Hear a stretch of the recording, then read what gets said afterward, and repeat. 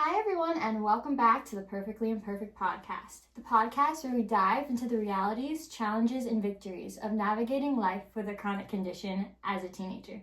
I'm Nala Kanal, your 17-year-old host, and today's episode is incredibly special to me because my guest is someone who has been there with me through it all, my mom. She's not just my biggest supporter, but also someone who has lived this journey alongside me.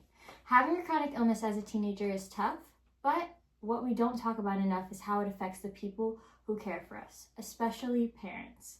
I think it's so important to hear from the people who support us because their experience matters too. That's why I wanted to bring her on today to share her perspective on what it's like to parent a teenager with a chronic illness, as well as help other teens with chronic illnesses understand what their parents might be going through. Mom, thank you so much for joining me today. I'm so excited to ask you some questions and get to know your side of the story. Thank you so much for having me, Nala. All right, so let's get into it. So first off, I would love to know what came into your mind when you first learned about my chronic illness. So I think it was a lot of emotions. First of all, you had been a healthy child up until 14. So when this accident occurred, and you actually got a diagnosis about 3 weeks after your accident, and it was POTS. I had never heard of POTS. So I think my first reaction was like, what is it? Is it life-threatening? Like, is my child going to die? Or is it something that they can fix? So I think that's what's going through my mind. Also, the obvious question, is she going to be okay? So I think it was more about knowing what it was. Were you going to be okay? And then with anything, my first reaction to things is always take care of business first and cry about it later. So it was emotional, not at that moment, because it was more important for me to have a clear mind about what the doctors were telling me. So later on, I can do my own homework to find out more, like, is my child really going to be okay? So I think that was my first reaction, and obviously sad because somebody that I love was hurting, and we had so many unknowns. Yeah. That makes a lot of sense. Yeah. So how do you think my chronic illness has changed our relationship and like the way that we live? Okay. So our relationship just as mother and daughter, like, how has it changed? I guess when I think about that, I feel like we're definitely a lot more closer, because there's a lot of information that we have to share private. There's really no secrets here. And I'm really grateful for that, because every mom, really thrives to have a close mother and daughter bond. So that's been good. But also I think the relationship changed because I'm a lot more in your business because I need to understand what you're going through, so we can properly relay that to the people that need to know, your doctors, and also to our friends and family, because that's, or our support group, or your safe people, I call it, because they need to know how to care for you when I'm not, in your presence.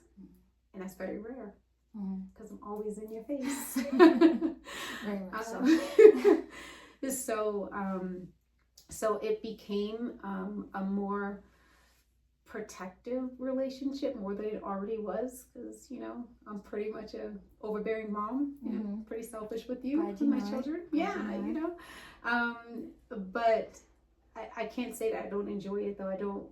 I enjoy how our relationship, I like how our relationship evolved, and how it continues to evolve, and how you set boundaries for me, and how I have to abide, because I've always said that I love to see my children grow. I don't like to go backwards. I love to see how you evolve, and you have definitely shown that you've matured so much. This illness, and many others have made you mature so much more than you already were.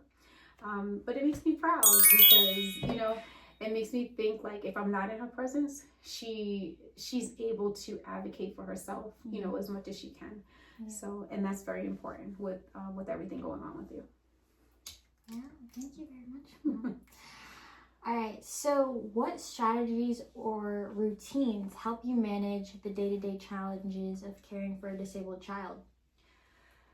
Okay, so I know it's important for me to take care of myself in order for me to take care of you. And I get to do this early in the morning.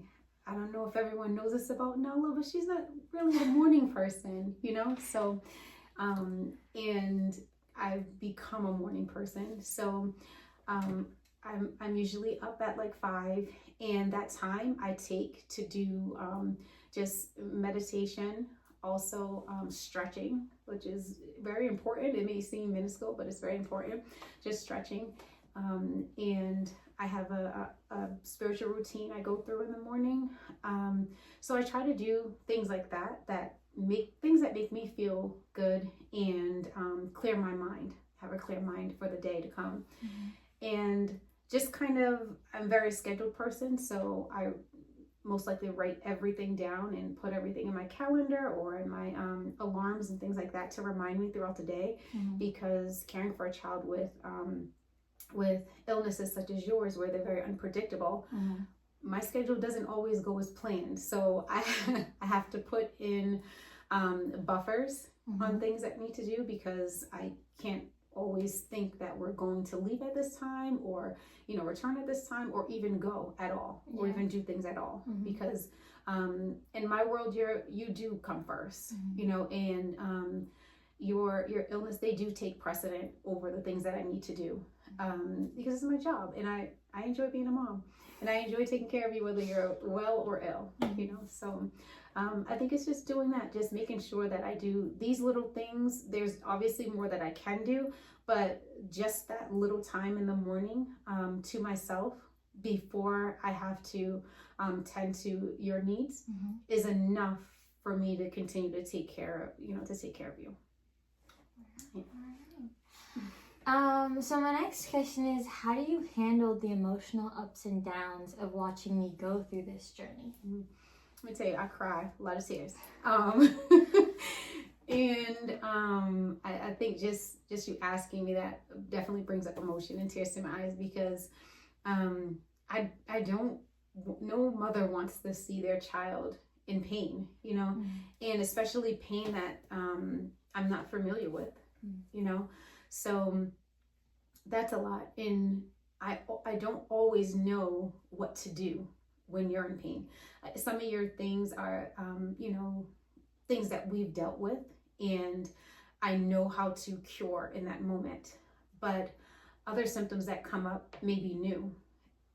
And from history, a new symptom with Nala is a new diagnosis. So I think it scares me sometimes to see new symptoms, because it just means that the next specialist we're going to go see, they're going to diagnose her with something more. And we haven't figured out how to deal with, the 21 we have. So I think dealing with it, like emotionally, to ask, it's a lot of prayer and having faith that you're going to be okay, as long as we continue to do the things that we're supposed to do for you to be okay. And once we break that, or say our rules, once we break those rules of making you okay, meaning a simple thing is drinking water, liquid IV, getting an assault. Once we break those rules, that's when chaos happens. And that's when your symptoms rev up. And as many times as I've seen you have an episode, my heart doesn't slow down, or those emotions, the empathy and the sympathy I have for you, it does not change. It happens the same way every time. I'm still scared. I'm still emotional. I'm still sad for you. But in the end, I still have to, do it. I can't let that emotion take over when you're in need. So it's a lot of crying later. But that makes sense. Wow. Didn't know I was so much work, guys. Okay. So my next question is, How did you find organizations, resources, or support networks that could help both you and me through this journey? So I learned early on, and I would say I learned early on that when you have a chronic illness, it's very different from having an acute illness. So acute is you broke your leg and you're in pain and you have to rest for it to cure. Yeah. Well, chronic illness is a little different because rest can also make you ill. Do you know what I mean? So you have to look at it differently and do things differently. Mm-hmm. And one of the things that is so important when you have a chronic illness, because your symptoms can look invisible to the outside world, to those who aren't aware. So you may not look sick, but you very much are sick. Yeah. So advocating for yourself, advocating for you to doctors, to friends, to family, to all of that, everyone is a very, very is one of my most important jobs in handling your healthcare, because I can't just take the doctor's words for it. I have to find out if what they are thinking is actually true because of what I see you go through and what you tell me you're feeling. And if they're not taking all of that into consideration, then you're not getting the diagnosis that you need. You're not getting the help that you need. So I think you asked about like advocating and things like that. So I think finding people to help and finding organizations to help is still a journey that I'm on. I was very fortunate because I have a chronic illness to have some of that already in place. And I was able to reach out to my care team to say, hey, my daughter's on this same journey.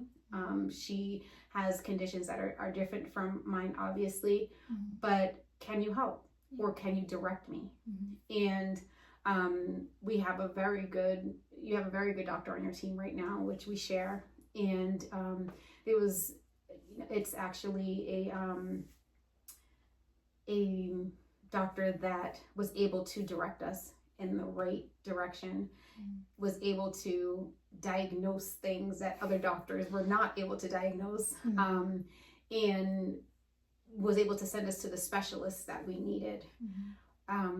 As for finding specialists, because chronic illness, you need specialists, and that alone was hard because it got so far that we are now out of state because we live in a great state that has great healthcare, but we needed someone that specialized in POTS, that specialized in FND, and also in the category that you're in, your pediatrics. So this care may well be here, but it may not. It wasn't the care for you though, because you weren't an adult, so they weren't willing to see you. So I did a lot of research online. I asked a lot of questions. I called out-of-state specialists to see where we could get, this specialized help for you. And we got answers, and they directed us to this place, and this place directed us to that place. But I feel like the biggest thing advice that I can give to parents is don't accept what you feel is not right. Because even though they are the professionals or a specialist in their area, you are the professional and you are the specialist in the area of your child. So remember that.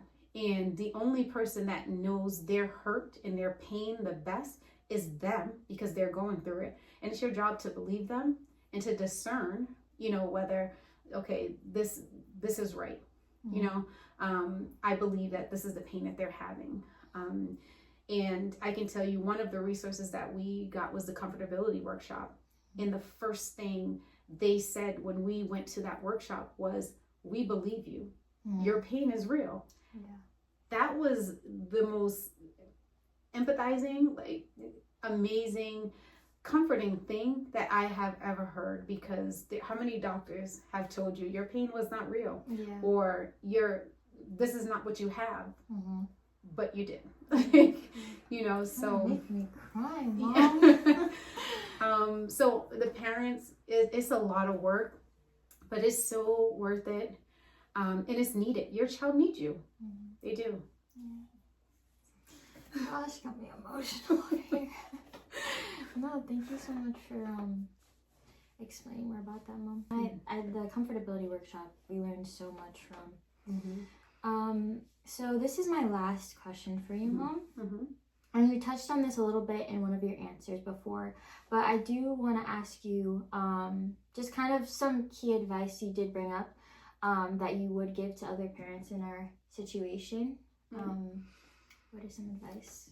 So, like we said, advocate for your child, and do your own research, because one of the things I did learn is that not every doctor understands the illness completely, and that's why it's so important it was so important for us to find specialists that specialize in the conditions that you were diagnosed with, because that's all they do is deal with children, you know, and I say children because you're in pediatrics, that have the conditions that you have, you know, and also going to hospitals that actually are continuously doing research in that specialty as well, you know, because then they have access to new, whether it's medications or therapies, or, you know, any type of new things that can help with your condition. They have access to that, you know, they have new information, you know, so it's doing that. Also, keeping in touch and on top of your care. So keeping in touch with your providers, and because things fall through the cracks, they absolutely do. And asking the right questions. That's the huge thing, like asking the right questions. And don't assume that your child is feeling a certain way. It was important for me to ask Nala, how does she feel? And it was also important that I allowed her to tell the doctors her story, how she felt, because I think in the beginning I was saying a lot, like, this is what she's telling me, but it became so much more, I think we got a lot more help when they understood from her perspective, you know, from your perspective on how you were feeling and what you were feeling, when did it happen, when does it not happen, like all of that. So really get her story. And I think because when your accident happened and you were out for so many days after it happened, we had never actually known the truth of what happened, because Nala you had never spoke. So it was only towards the end, 3 days in ICU, that they actually heard from you what actually happened, you know. So it is important, because you're the only one that's going through the pain. Like, you know, we can say this is how she feels, but she's, you know, you're actually going through it. So again, just, you know, do the due diligence with your child, advocate for them as best you can, and teach them how to advocate for yourself, because you're not always going to be there. You know, I'm not always there. And also make sure that you have safe people for your children. And I don't know if you want me to explain like the safe people. No, yeah. So Nala's safe people are actually people that, so with POTS and F&D, she tends to pass out and also have tremor attacks that look like seizures. And after those attacks, she loses her short-term memory. And that can be for 30 minutes, that can be up into an hour. And when she loses her short-term memory, she can be with people that she very well knows, but because they are not her safe people, the people that her body responds to say that she's in a safe place, she will literally introduce herself to that person because she doesn't know who they are. And you know, as crazy as that sounds, it was real shocking to, you know, for me to see it, or for her family and friends to see it. Like, what do you mean? Like, what do you mean, what's my name? Or hi, I'm Nala. But that's what happens. And it puts her in a very vulnerable position where she's not safe, you know, if she's not with people who understand what's going on. So her safe people are people that her body reacts to as, I'm okay with this person. Because if she's not with a safe person, she will continue to pass out and have tremor attacks or seizures over and over again until she gets to that place.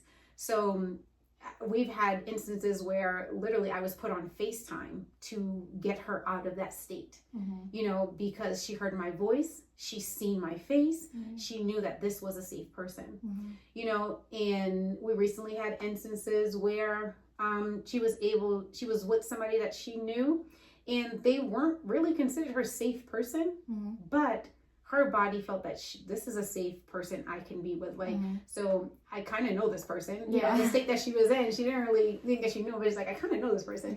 And it actually worked out. And that was really exciting. That was a real milestone, actually, for us, because we're in this where we're trying to, you know, get you to be more independent and get you to be not so much, you know, attached to my hip. But almost 18, guys. I know, you know, I love it, but you know, she's almost 18. It happens. So find safe people for, you know, for your children, and let them explain to you what safe means, you know, to them as well, so you can understand. And I think, you know, for Nala, that was an important thing because of that lapse of memory. You know, she's where she can just, anyone can take her or go, you know, she can go with anyone or anything. So I think that's the best advice that I could give parents from, you know, what I'm still going through and what I'm still learning, you know, about what she's going through. So I think you handled that super well, Mom, and you explained everything great. So thank you so much. Oh, you're welcome. Thank you so much for having me. Of course, I really appreciate you coming on and sharing your thoughts. I know this isn't easy to talk about, but it means a lot to me and everyone listening. Having this conversation with you has really helped me understand more about how my illness affects the people around me. But also reminded me that even though I'm the one living with my illnesses, I'm never alone. And I hope everyone listening feels the same way. So thank you so much, Mom. And thank you so much for tuning into the Perfectly Imperfect podcast. For more podcast updates, please follow my Instagram and TikTok in my bio. Until next time, bye.